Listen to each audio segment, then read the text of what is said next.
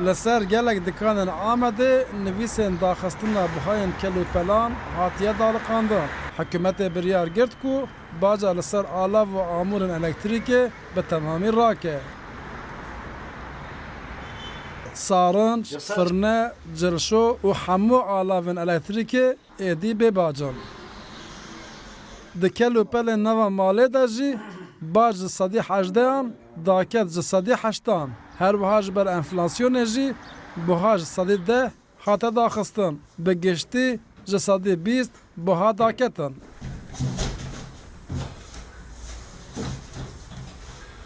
Mert Arancak ku bazirganekî ciwan ê navdar e dibêje daxistina van buhayan bazara sist hinekî germ kiriye.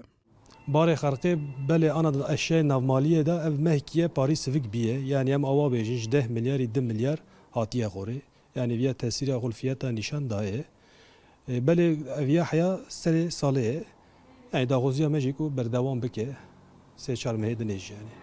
Daxistina buhayên kelûpelên nava malan di çarçoveya kampanya hikûmetê de berdewam dike.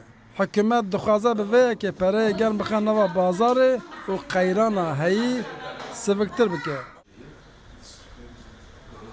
Bazirganên kelûpelên nava mala ji daxistina buhayên van kelûpelan gelek kêfxweş in û dibêjin ji bo xelkê ev fersandeke mezin e.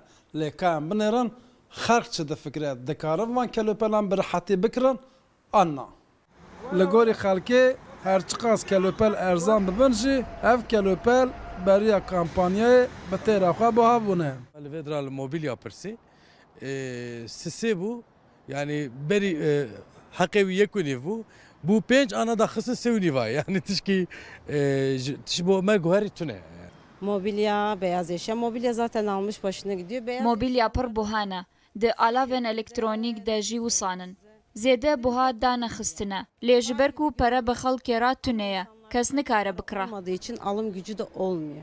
Müslüman insan gitke zarî xwe bize biçînin mala xwe hayrikin gyara gerege bikeve hin rinde. Li gorî amarên ku ji aliyê saziya statîstîkê ya Tirkiyeyê tuyekê ve hatine belavkirin, enflasyona li Tirkiyeyê di nava 13 salan de cara yekemîn e ku ev qas bilind bûye.